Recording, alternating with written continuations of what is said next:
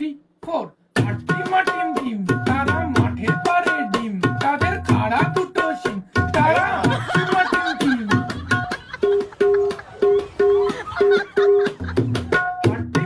Team তারা মাঠের পারে ডিম।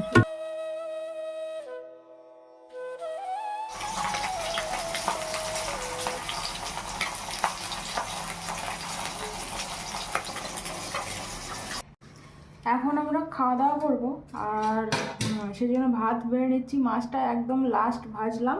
তো এখানে করেছি হচ্ছে বিট, সিম আর আলু দিয়ে ভাজা করেছি, আর ভাত তো থাকবেই। আর ওই যে মাছটা করলাম লাস্ট, মাছ ভাজা করেছি।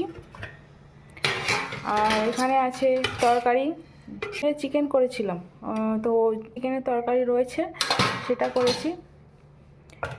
একটু ডিম সিদ্ধ করে নিয়েছি, ছেলে খাওয়া বলেছিল সকালে, সেজন্য খেলো না তখন, সেজন্য ওটা রয়ে গেছে। আর এটা করেছি হচ্ছে একদম ভেজিটেবল স্যুপ বলা যেতে পারে, ভেজিটেবল তরকারি যাই হোক।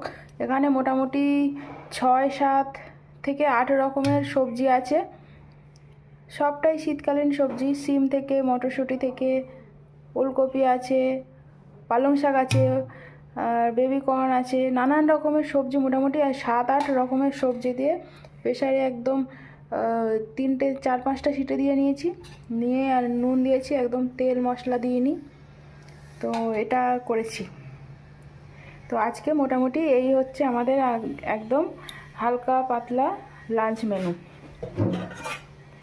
তো এখন আমরা ভাত বেড়ে নেব, রেডি করে নিয়েছি থালা। তো চলো আবার খাওয়া দাওয়া করতে বসে পড়ি। ওরা এখনও আসেনি, ডাকি তারপরে ভাতটা পারবো। এখন আমি ভাত বেড়ে নিয়েছি আর আমরা 3 জনেই খেতে বসে পড়েছি। আজকে হচ্ছে একদমই আমাদের সিম্পল রান্নাবান্না।